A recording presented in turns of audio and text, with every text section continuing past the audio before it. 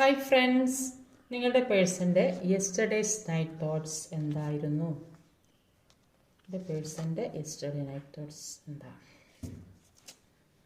First, second, third 3 കാർഡ്സാണ് വെച്ചിട്ടുള്ളത്. Select ചെയ്യുക. First card, second card, third card select ചെയ്തിട്ടുണ്ടാവും എന്ന് വിചാരിക്കുന്നു. അപ്പോൾ ഫസ്റ്റ് കാർഡ് എടുക്കുവാണ്. നിങ്ങളുടെ പേഴ്സൺ യെസ്റ്റർഡേസ് നൈറ്റ് തോട്ട്സ് എന്ന് പറയുമ്പം അവർ ഒരുപാട് വിഷമിച്ച് കരഞ്ഞ് കിടക്കുന്ന ഒരവസ്ഥയാണ്. ഒരു സ്നേഹം കിട്ടാത്ത ഒരവസ്ഥ, മാനസികമായിട്ട് വെല്ലുവിളി നേരിടുന്ന അവസ്ഥ, എല്ലാവരും ഒറ്റപ്പെട്ടൊരവസ്ഥ, ഒരു പുറത്തിറങ്ങാൻ പറ്റാത്ത അവസ്ഥ, വരിഞ്ഞ് കെട്ടിവെച്ച അവസ്ഥ, ശരീരം മുഴുവൻ ആ ഒരു അവസ്ഥയിൽ കിടക്കുന്നു, കരഞ്ഞ് വേദനയോടെ കിടക്കുന്ന ഒരു വ്യക്തിയാണ്.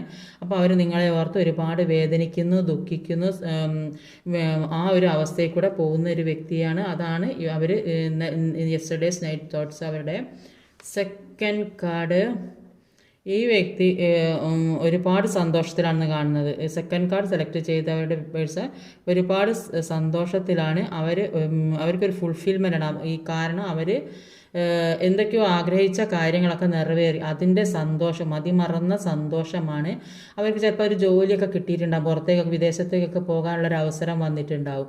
അപ്പോൾ ആ ഒരു സന്തോഷത്തിലാണ് ഈ വ്യക്തിയുള്ളത്. അല്ലെങ്കിൽ അവിടെ വിദേശത്തുള്ള വ്യക്തികളാണ് നാട്ടിലേക്ക് വരുന്നുണ്ടാവും, അല്ലെങ്കിൽ ഇവിടെയുള്ള വ്യക്തികൾ നാട്ടിലേക്ക് പോകേണ്ട, അങ്ങനെയൊക്കെ ഒരുപാട് സന്തോഷം. ചിലപ്പം നിങ്ങളെ കാണാൻ വരുന്നത്, അല്ലെങ്കിൽ നിങ്ങൾ അങ്ങോട്ട് പോകുന്നു, അങ്ങനെയൊക്കെ ആവാൻ മതി. ചിലപ്പം ജോലി കിട്ടി പോകുന്നതായാലും സാധ്യത. അപ്പോൾ അതുകൊണ്ട് തന്നെ ഒരു ഫുൾഫിൽമെൻ്റ് ആണ് ഈ വ്യക്തിക്ക്. അതുകൊണ്ട് തന്നെ ഒരുപാട് സന്തോഷിച്ചിരിക്കുന്ന ഒരവസ്ഥയാണ് സെക്കൻഡ് കാർഡ് സെലക്ട് ചെയ്തത്.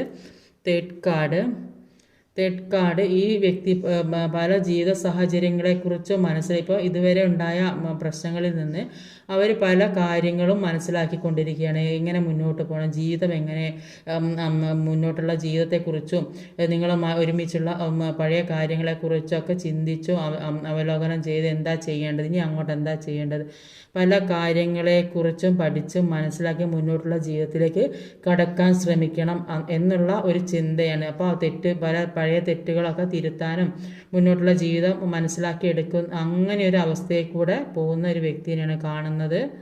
അപ്പോൾ ഇതൊക്കെയാണ് അവർ ചിന്തിക്കുന്നത്.